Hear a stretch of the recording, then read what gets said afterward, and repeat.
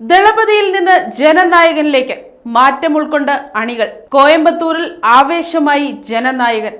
സിനിമയിലെ പ്രിയപ്പെട്ട ദളപതിയിൽ നിന്നും തമിഴ്നാടിന്റെ മുഖ്യമന്ത്രി പദവിയിലെത്തിയ സി ജോസഫ് വിജയ് ജനങ്ങൾക്ക് നൽകിയ പുതിയ അംഗീകാരമായി മാറുകയാണ് ജനനായകൻ എന്ന വിശേഷണം.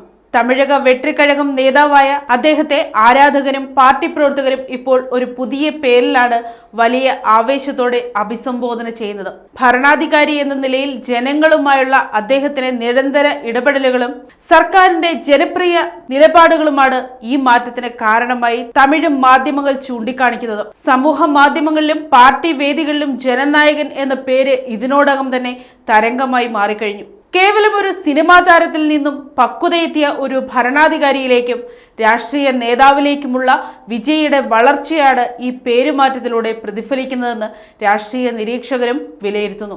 ഈ പുതിയ വിശേഷണത്തിന് ലഭിച്ച വലിയ സ്വീകാര്യതയുടെ പശ്ചാത്തലത്തിൽ ജനനായകൻ എന്ന പേരിൽ കോയമ്പത്തൂരിൽ ഇന്ന് രാവിലെ 7 മണിക്ക് ഒരു പ്രത്യേക റിലീസ് നടന്നു.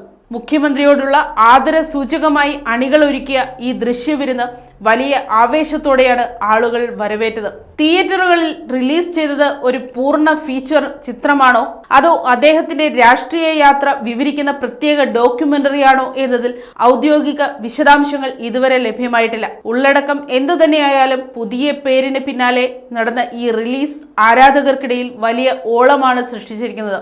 ജനനായകൻ എന്ന പേരിന് ലഭിക്കുന്ന സ്വീകാര്യതയും അനുബന്ധമായി നടക്കുന്ന ഇത്തരം ആഘോഷങ്ങളും തമിഴ്നാട് രാഷ്ട്രീയത്തിൽ വിജയ് എന്ന നേതാവിനുള്ള ജനകീയ അടിത്തറ കൂടുതൽ ശക്തമാകുന്നു എന്നതിന്റെ വ്യക്തമായ സൂചനയാണ് നൽകുന്നത്. News desk, Kottarakkara media.